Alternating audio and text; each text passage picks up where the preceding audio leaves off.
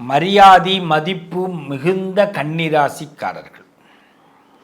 ஒரு மனுஷனுக்கு கடுகு சிறுத்தாலும் காரம் குறையாதுன்னு சொல்லுவாங்க. அப்படி இந்த கடுகு சின்னதாக தான் இருக்கும், ஆனால் அதோடைய காரம் நெடி அதிகமாக இருக்கும். பால் பாத்திரம் பார்த்திங்கன்னா பால் பொங்கும், ஆனால் லைட்டாக அந்த பால் காந்துனதுன்னா நல்ல வாடை அடிக்கும்.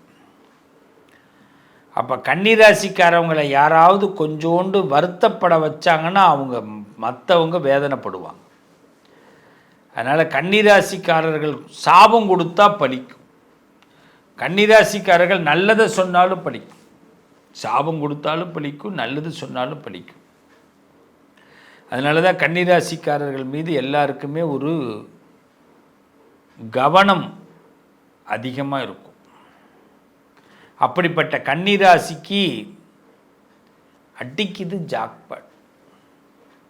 சும்மா சொல்லாதீங்க, உண்மையிலேயே ஜாக்பாட். ஏன்னா குரு பகவான் பல வழிகளின் நன்மையை கொடுப்பவர். சனி ஒரு வழியில் தான் கொடுப்பார், குரு பல வழியில் நன்மையை கொடுப்பார். ஒரு மனுஷன் தனக்கு பிடித்தவர்கள் நிறைய பேருக்கு கிடைக்கணும் அப்படின்னு நினைப்பாங்க. இப்போ நான் இருக்கேன், எனக்கு நிறைய பேருக்கு எனக்கு பிடிச்சவங்கெல்லாம் என்கிட்ட இருக்கணும் அப்படின்னு நினைக்கிறேன்னா அது வாழ்கிறதுக்கு தகுதி இல்லை. எல்லாருக்கும் என்னைய பிடிக்கணும் அப்படின்னு நான் நினச்சேன்னா அதான் வாழ்கிறதுக்கு தகுதி. இதான் கன்னிராசிக்காரர்களுடைய சூழ்ச்சி, தந்திரம். அப்போ இப்போ கன்னிராசிக்காரர்களுக்கு எல்லாருக்குமே கன்னிராசிக்காரர்களை பிடிக்க போகுது. அப்போ இந்த கன்னிராசிக்காரர்களுக்கு இது ஒரு நல்ல நேரம். மே மாதம் 26ஆம் தேதி முதல், அதாவது காலை 11 மணி, மே மாதம் 26ஆம் தேதி, அதிலிருந்து அக்டோபர் மாதம் 20ஆம் தேதி வரை கன்னிராசிக்காரர்களுக்கு 11வது வீட்டிலே இந்த குரு பகவான் அமர்கிறார். 11வது வீடு, 11th பிளேஸ். 11ன்னா என்ன? லாபத்தை கொடுக்கிறார். 10வது வீட்டில் குரு வந்தார், பதவியை தூக்குனார். 10வது வீட்டுக்கு குரு வந்தார், தன்னுடைய பல பரீட்சையை நிரூபிப்பதற்காக பல சிரமத்தை பார்த்தோமா இல்லையா? எத்தனை முயற்சி எடுத்து எத்தனை விஷயத்தில் தோல்வி அடைஞ்சோம். இது சரியாயிடும், அது சரியாயிடும், அது சரியாயிடும், அது சரியாயிடும்னு ஒன்று 6 மாதம் 3 மாதம் தாண்டி வந்தோமா? இப்போ 11வது வீட்டுக்கு வராரு, லாபத்தை கொடுக்க போகிறாரு. சொந்த வீட்டுக்கு, அதுவும் பார்த்தீங்கன்னா சந்திரன் ஆட்சி பெற்று குரு உச்சம் பெற்ற வீட்டுக்கு வராருங்க. நீங்கள் புதன் ஆட்சி பெற்ற வீடுங்க, உச்சம் பெற்றவன் உச்சம் பெற்ற வீட்டுக்கு வருகிறான் அப்படின்னா அதுவும் 11வது வீடாக இருக்கும் பொழுது உங்களுக்கு லாபங்க. உங்கள் ராசிக்கு 11வது வீடு. ஆனால் குரு பார்த்தீங்கன்னா அவருடைய சூட்சமப்படி, அவருடைய பார்வைப்படி பார்த்தீங்கன்னா 3வது வீடு. அப்போ என்ன ஆகுது? குரு உங்களை சகோதரத்துவமாக பார்க்க போகிறார். அப்போ இந்த நேரத்தில் நீங்கள் முன்னாடி யாருக்கெல்லாம் உதவி பண்ணியிருந்தீங்களோ, யாருக்கெல்லாம் சகோதரத்துவமாகவோ குருவாகவோ ஒருத்தவங்கள லிஃப்ட்டு நீங்கள் யாரையாவது தூக்கி விட்டு இருந்தீங்கன்னா அவங்க இப்போ உங்களுக்கு ஹெல்ப் பண்ண வேண்டிய நேரம். அதனால தான் கன்னிராசிக்கு நான் சவாலாக சொல்கிற வார்த்தை என்னென்னா, நீங்கள் முன்னாடி பண்ண நல்லது இப்போ பலன் கொடுக்க போகுது. நீங்கள் முன்னாடி பண்ண நல்லது இப்போ பலன் கொடுக்க போகுது.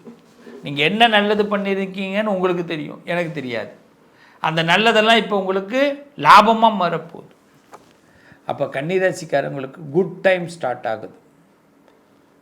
11வது வீடு அக்டோபர் மாதம் 20ஆம் தேதி வரை இந்த கடகராசியிலே குரு இருக்கிறார்.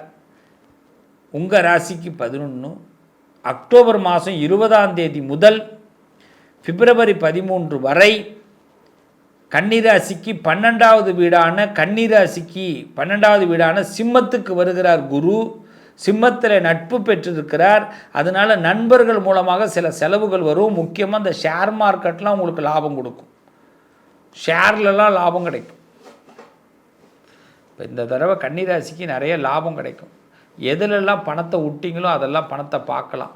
யார் மூலமாக பணத்தை இழந்தீங்களோ அதில் பணத்தை பார்க்கலாம். யார் மூலமாக நமக்கு வந்து ஒரு மனசு வருத்தம் வந்ததோ அவங்க மூலமாகவே லாபம் வரும். காதல் கைகூடும், பெரிய மனுஷங்க சந்திப்பு கிடைக்கும், நல்ல வருமானம் உயரும். அந்த மருத்துவ படிப்பு படிக்கிறவங்களுக்கெல்லாம் நல்ல யோகம், மருத்துவத்துறையில் இருக்கிறவங்களுக்கு நல்ல சாதகம் புரிய வேண்டிய நேரம். பிஸ்னஸ் மேக்னட்டுக்கெல்லாம் இதெல்லாம் ஃபஸ்ட் கிளாஸான நேரம். கன்னிராசிக்காரவங்க ஏதாவது பிஸ்னஸ் நீங்கள் அந்த என்ன சொல்லுவாங்க, இந்த ட்ரேட் பிஸ்னஸ்லாம் பண்ணுறவங்களுக்கு நல்ல லாபம். ரியல் எஸ்டேட் பிஸ்னஸ் பண்ணுறவங்களுக்கு லாபம். இதெல்லாம் ஒரு அற்புதமான காலகட்டத்தை கன்னிராசிக்கு பகவான் கொடுக்குறார். ஸோ இது ஒரு பெஸ்ட்டு டைம். கன்னிராசிக்காரங்களுடைய கை உயர்கிறது. மே மாதம் 26ஆம் தேதிக்கு பிறகு பதவி உயர்வு கிடைக்குது. என்னை கூப்பிடுங்க எல்லாரும், நீங்கள் உங்களுக்கு பதவி கிடைச்சிதுன்னா என்ன கிடைக்கும், கூப்பிடுங்க. பதவி உயர்வு உண்டு, பலம் உண்டு, பணம் உண்டு, புகழ் உண்டு, எல்லாமே உண்டு. இல்லைங்கிற வார்த்தை இல்லை. அப்போ 11ஆவது வீடு ரொம்ப லாபத்தை கொடுத்து சிறப்பான ஒரு சம்பவங்களை நடத்துகிறாரு சுவாமி. அப்போ இது வந்து நீங்கள் கடவுளுக்கு ரொம்ப தேங்க்ஸ் சொல்லணும், குலதெய்வத்துக்கு தேங்க்ஸ் சொல்லணும். நீங்கள் குலதெய்வத்தை மட்டும் ஆராதனை பண்ணுங்க கன்னிராசிக்காரர்கள். அக்டோபர் மாதம் 20ஆம் தேதிக்கு பிறகு அதிசார குருவாக உங்கள் ராசிக்கு 12ஆவது வீட்டுக்கு குரு வருகிறார். அதனால் கட்டாய செலவுகளை பண்ண வேண்டிய கட்டாயம் ஏற்படும். சில செலவுகளை கட்டாயம், முன்னாடி சொன்ன வாக்கெல்லாம் காப்பாற்றணும், என்ன பண்ணுறது? அதனால் கட்டாய செலவுகளை பண்ணணும். அப்போ என்ன பண்ணுங்கன்னா தைரியமாக விருப்பமாக கட்டாய செலவை பண்ணுங்கள். பிப்ரவரி 13 வரை. மீண்டும் பிப்ரவரி 14ஆம் தேதியிலிருந்து மீண்டும் குரு பகவான் 11ஆம் வீட்டுக்கு போயிடுறாரு. அப்போ லாபத்தை மீண்டும் அறுவடை பண்ணலாம். அக்டோபர் 20 முதல் பிப்ரவரி 13 வரை மட்டும் கட்டாய செலவு. அதற்கு பிறகு மீண்டும் லாபஸ்தானத்துக்கு குரு போய் அப்போ கன்னியாராசிக்காரவங்க லாபத்தை அடைகிறார்கள். அரசியலில் யோகம் உண்டு, அரசியல் யோகம், குருமார்களுடைய ஆசீர்வாதம். அடக்கம் அமரருள் உய்க்கும், அடங்காமை ஆறிருள் உய்த்து விடும் அப்படிங்கிற குரலை மட்டும் மனசில் வச்சுக்கோங்க. யாரையும் தேவையில்லாமல் உரண்டைக்கு எடுக்காதீங்க, வம்புக்கு எடுக்காதீங்க கன்னிராசிக்காரர்கள். ஏன்னா நல்லதை கொடுக்குற குரு அதில் ஒரு சின்ன ட்விஸ்ட்டும் வைக்கிறார். ஏன்னா உங்கள் ராசியிலேருந்து பார்த்தீங்கன்னா இந்த பக்கத்தில் பார்க்கும்போது 11ஆவது வீட்டுக்கு வராரு, நல்லது. ஆனால் அவர் ராசிலேருந்து 3ஆவது வீட்டை பார்க்குறாரு. அவர் இருக்கிற இடத்துலேருந்து 3ஆவது வீட்டை கொண்டு போகும்போது அவர் என்ன பண்ணுறாருன்னா, ரொம்ப நெருக்கமாக அண்ணன் தம்பி மாதிரி பழகிறவன் யாராவது ரொம்ப அவனை வந்து உரசி பார்த்திங்கன்னா அவனே நமக்கு உபாதையும் பண்ணுறதுக்கு தயாராக இருப்பான். எங்கேருந்து எவன் அம்பு கொடுப்பான்னு தெரியாது. அதனால் நம்ம கொஞ்சம் பார்த்தும் இருக்கணும். நல்லது தான், நல்லது தான், ஆனால் நல்லதில் தான் கவனமாக இருக்கணும். கெட்டது நடக்கும்போது கூட கவனம் தேவையில்லை, நல்லதில் கவனம் இருக்கணும். ஏன்னா எத்தனை பேருக்கு உங்களுக்கு நல்லது கிடச்சிருச்சு, நல்லது நடந்துருச்சுன்னு வருத்தப்படுவான். ஒரு கோர்ட்டில் ஜெயிச்சிட்டிங்க, எத்தனை பேர் அது ஜெயிக்கக்கூடாதுன்னு எத்தனை சாமியை கும்பிட்டுருப்பான். இப்போ நீங்கள் ஜெயிக்க போகிறீங்க. கோர்ட்டு கேஸு, வழக்குகள், வியாபாரத்தில் வெற்றி, அரசியலில் வெற்றி, நட்பில் வெற்றி, வெற்றி மீது வெற்றி வந்து என்னை சேரும். அடுத்த வார்த்தை, அதை வாங்கி தந்த பெருமை எல்லாம். அவ்வளோதான். யாரை சேரணும்? அப்போ நம்ம மேலே நம்மக்கிட்ட வெற்றி இல்லைன்னு தெரியுது. அப்போ நம்ம அதை ஆணவமாக மட்டும் பார்த்துடக்கூடாது கன்னிராசிக்காரர்கள். ஏதோ நம்ம எங்கே சறுக்குவோன்னு பார்த்துக்கிட்டே இருப்பாங்க. அந்த நேரம் அக்டோபர் 20 முதல் பிப்ரவரி 13 வரை கொஞ்சம் எச்சரிக்கையாக இருங்க. பிப்ரவரி 13க்கு பிறகு மீண்டும் ஆஸ் யூஷுவல் நல்ல முன்னேற்றங்கள் ஏற்படும், பயப்பட வேண்டாம். கன்னிராசிக்காரர்களுக்கு இது ஒரு பொற்காலம். நிபந்தனை இல்லாமல் நல்ல நிம்மதியாக இருக்கலாம். இந்த காலகட்டத்தில் சிவபெருமானை வழிபாடு பண்ணுங்கள், குலதெய்வத்தை வழிபாடு பண்ணுங்கள். சிவபெருமானை வியாழக்கிழமையில் வழிபாடு பண்ணுங்கள். குரு தட்சிணாமூர்த்தி குருவையும் வியாழக்கிழமையில் வழிபாடு பண்ணுங்கள். பச்சை கலர் நிறைய யூஸ் பண்ணுங்கள், க்ரீன் கலர் யூஸ் பண்ணுங்கள், சாண்டல் கலர் யூஸ் பண்ணுங்கள். கன்னிராசிக்காரர்களுக்கு மீண்டும் ஒரு பிரபல யோகத்தை உங்களுக்கு ஆண்டவன் கொடுக்குறான். ஆல் இஸ் வெல், நல்லதே நடக்கும். தனம் தரும், கல்வி தரும், ஒரு நாளும் தளர்வறியா மனம் தரும், தெய்வ வடிவம் தரும், நெஞ்சில் வஞ்சமில்லா இனம் தரும், நல்லனவெல்லாம் தரும் அன்பர் என்பவர்க்கே கணம் தரும் பூங்குழலால் அபிராமி கடை கண்களே. என்றைக்குமே அபிராமியை முதல்ல ஆரம்பித்து தான் நான் ஒரு விஷயத்துக்குள்ளே வருவேன். இந்த தடவை அபிராமியை ஏன் இந்த இடத்துல ஆரம்பிக்கிறோன்னா, குருவுடைய பெயர்ச்சி, அதனால் குருவை முதல்ல ஆரம்பிச்சிட்டோம். குருவை நினச்சி குருவோடைய பற்றி பேச ஆரம்பித்தோம். ஆனால் அந்த குருவை ஹேண்டில் பண்ணுறது யாருன்னா அபிராமி தான், பராசக்தி தான். சக்தி இல்லாமல் சிவன் இல்லை. அதனால தான் அர்த்தநாரீஸ்வரராக சுவாமி திருச்செங்கோட்டில் காட்சி அளிக்கிறார். அப்படிப்பட்ட அந்த அபிராமி தாய் உங்கள் எல்லாருக்கும் சகல செல்வத்தையும் கொடுக்கணும் இந்த குரு பெயர்ச்சி மூலமாக. இந்த குரு பெயர்ச்சியில் நாம் செய்ய வேண்டிய சில கடமைகளை பற்றி இப்போ பேச போகிறோம். அவசியமாக இதை ஸ்கிப் பண்ணாமல் கேளுங்க, பாருங்கள், கேட்டுட்டு நடைமுறைப்படுத்துங்க, நல்லது நடக்கும். நம்ம எல்லாரும் என்ன செய்கிறோம்? மே மாதம் 26ஆம் தேதி காலையில் 11 மணி, யார் எங்கே இருக்கோமோ இல்லையோ குருவை அந்த நேரத்தில் நினைக்க வேண்டும். நீங்கள் மேஷமாக இருக்கட்டும், ரிஷபமாக இருக்கட்டும், மிதுனமாக இருக்கட்டும், கடகமாக இருக்கட்டும், சிம்மமாக இருக்கட்டும், கன்னியாக இருக்கட்டும், துலாமாக இருக்கட்டும், விருச்சகமாக இருக்கட்டும், தனுசாக இருக்கட்டும், மகரமாக இருக்கட்டும், கும்பமாக இருக்கட்டும், மீனமாக இருக்கட்டும், 27 நட்சத்திரங்களாக இருக்கட்டும், 31 தேதியில் பிறந்த ஒரு ஆளாக இருக்கட்டும், கவலைப்படாதீங்க. மே மாதம் 26ஆம் தேதி காலையில் 11 மணிக்கு நீங்கள் எந்த இடத்துல இருக்கீங்களோ அந்த இடத்திலிருந்து குருவை ஒரு வினாடி நினைங்க.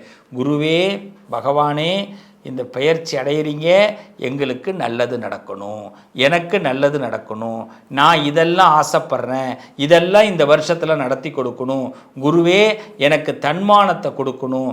குருவே, என் மனசில் எந்த விதமான கஷ்டத்தையும் கொடுத்துடக்கூடாது, யாராலும் எனக்கு எந்த சங்கடமும் கொடுத்துடக்கூடாது, எந்த விரோதத்தையும் எனக்கு கொடுக்கக்கூடாது, எனக்கு எந்த பிரச்சனைகள், எந்த பலம் குறையக்கூடிய நேரத்திலையும் குருவே, நீங்கள் ஒரு நண்பனாக, குருவாக, ஒரு பெரியவர்களாக எனக்கு வந்து நீங்கள் உதவி பண்ணணும், உங்களை நான் சிரம் தாழ்த்தி வணங்குறேன் அப்படின்னு குருவை அந்த வினாடி நினைங்க.